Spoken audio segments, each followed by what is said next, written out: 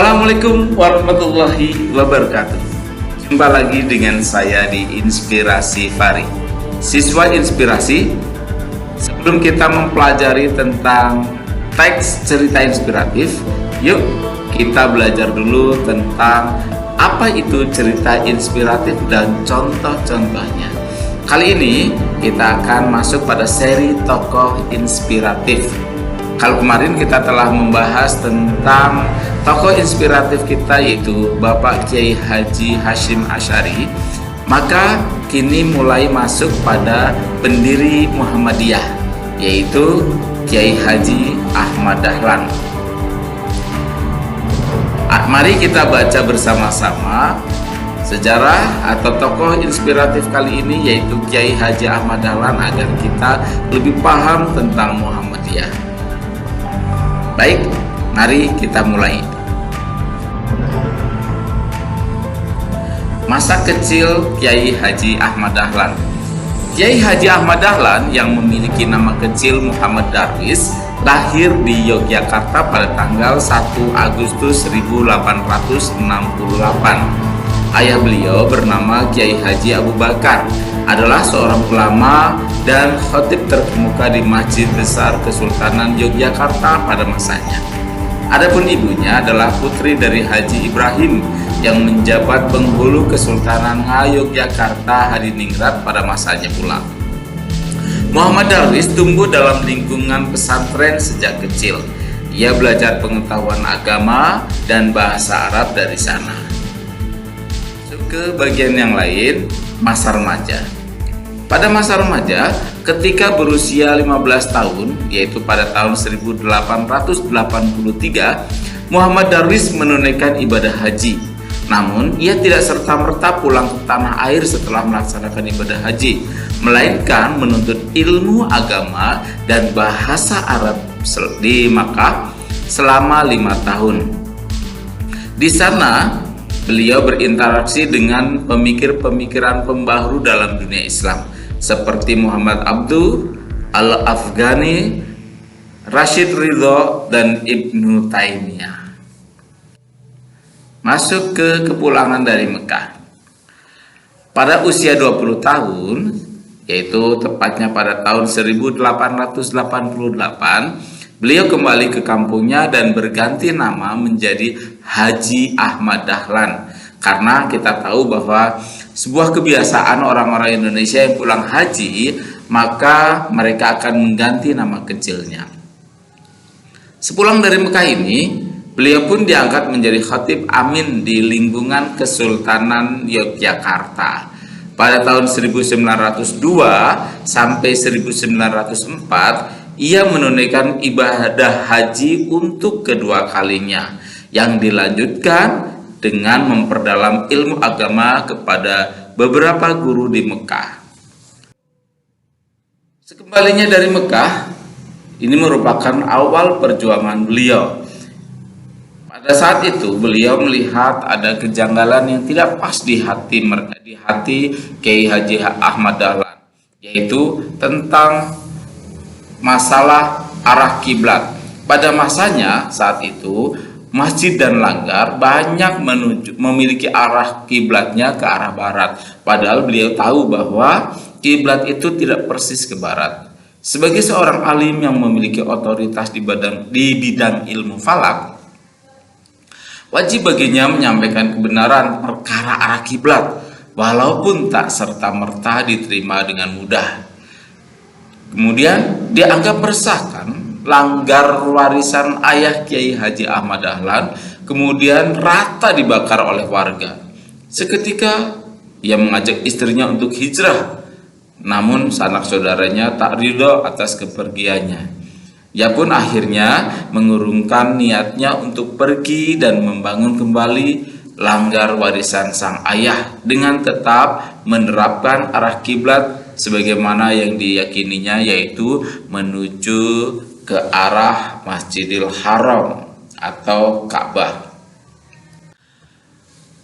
Sejak tahun 1910-an, Kiai Haji Ahmad Dahlan juga aktif menyiarkan kewajiban memakai jilbab bagi wanita muslim. Dakwah jilbab ini pun dilakukan secara bertahap. Awalnya ia meminta untuk memakai kerudung meskipun rambut terlihat sebagian. Kemudian ia menyarankan mereka untuk memakai kudung sarung dari Bombay. Pemakaian kudung ini dicemooh oleh sebagian orang karena ternyata pada saat itu banyak orang-orang yang tidak sepaham dengan pemakaian kerudung bagi wanita muslim. Karena tradisi saat itu banyak orang tidak berkerudung atau menutup rambutnya. Tak hanya jilbab, ia juga mendorong wanita untuk belajar dan bekerja. Semisal menjadi dokter, ia tetap menekankan wanita untuk menutup aurat dan melakukan pemisahan antara laki-laki dan perempuan. Bagi beliau, wanita berkarir merupakan sesuatu yang harus karena agar mereka tidak mengandalkan pada laki-laki sebagai pusat penghasilan keluarganya sehingga mereka bisa mandiri. Namun demikian, dia masih tetap menekankan agar mereka menutup aurat dengan memakai jilbab. Kemudian pada tahun 1912, Kiai Haji Ahmad Dahlan pun mendirikan organisasi Muhammadiyah untuk melaksanakan cita-cita pembaruan Islam di bumi Nusantara. Ahmad Dahlan ingin mengadakan suatu pembaruan dalam cara berpikir dan beramal menurut tuntunan agama Islam yang benar. Ia ingin mengajak umat Islam Indonesia untuk kembali hidup menurut tuntunan Al-Quran dan Al-Hadis yang menjadi dua pedoman utama dalam agama Islam. Perkumpulan ini berdiri bertepatan pada tanggal 18 November 1912 yang disebut atau diberi nama dengan Muhammadiyah. Muhammadiyah bukan organisasi politik tetapi merupakan organisasi yang bersifat sosial dan bergerak di bidang pendidikan.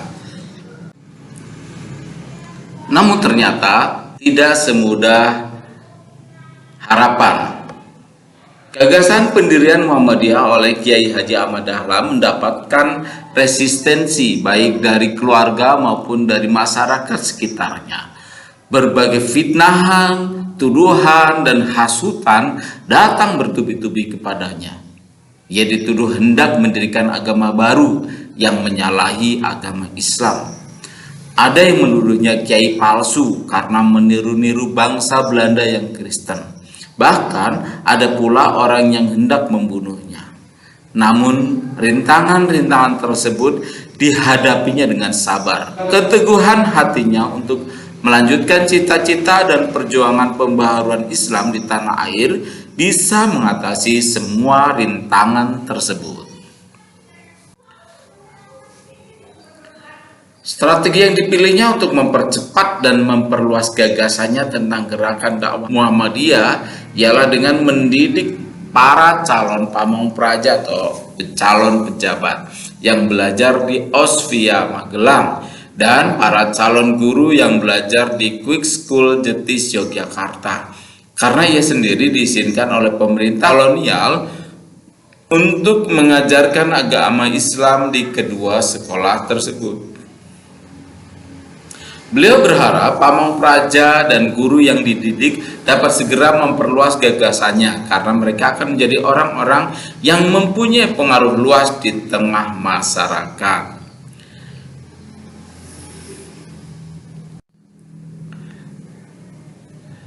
Pada bulan Oktober 1922, Ahmad Dahlan memimpin delegasi Muhammadiyah dalam Kongres Al-Islam di Cirebon. Kongres ini diselenggarakan oleh Serikat Islam atau SI guna mencari aksi baru untuk konsolidasi persatuan umat Islam.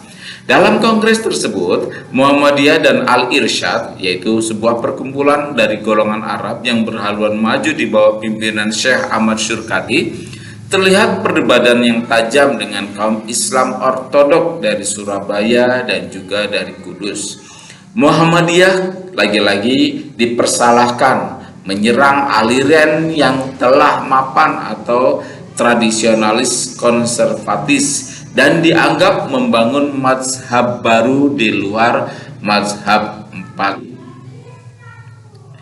Muhammadiyah juga dituduh hendak mengadakan tafsir Quran baru yang menurut kaum ortodok tradisional merupakan perbuatan yang sangat terlarang.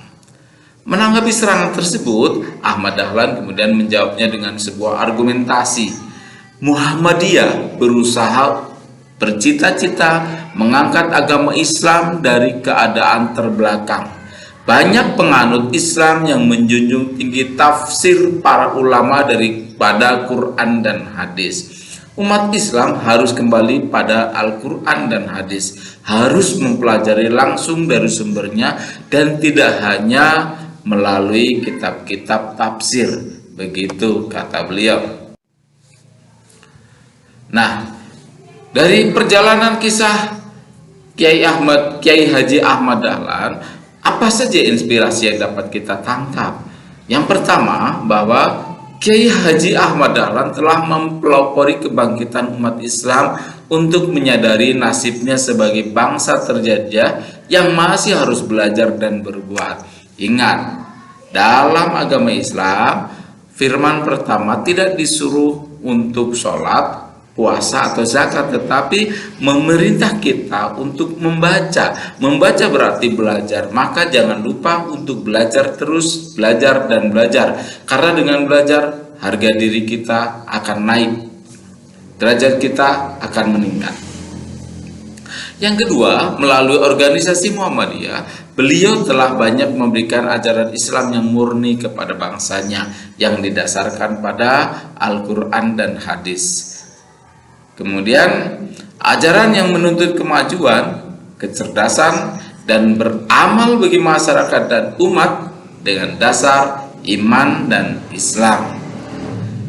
Kemudian dengan organisasinya, Muhammadiyah telah mempelopori amal usaha sosial dan pendidikan yang amat diperlukan bagi kebangkitan dan kemajuan bangsa dengan jiwa dan ajaran Islam. Ingat, kita butuh sumbangsi kita, karya kita untuk masyarakat, untuk umat.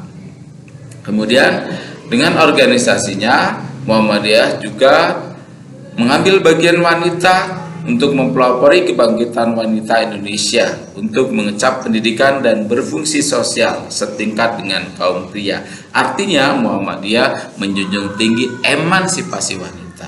Wanita harus bangkit sesejajar dengan laki-laki. Demikian saja cerita tentang kisah Kiai Haji Ahmad Dahlan sebagai tokoh inspiratif kita kali ini. Semoga inspirasinya tersebut dapat menjadikan kita lebih semangat untuk berkarya, untuk berjuang, untuk belajar, dan untuk menjadi lebih baik lagi. Jangan lupa, bagi yang belum subscribe, mohon bantu kami untuk mengembangkan channel ini dengan klik subscribe. Bagi pada teman-teman kamu agar mereka lebih banyak tahu tentang tokoh-tokoh yang dapat menginspirasi kita semua. Demikian, Assalamualaikum warahmatullahi wabarakatuh.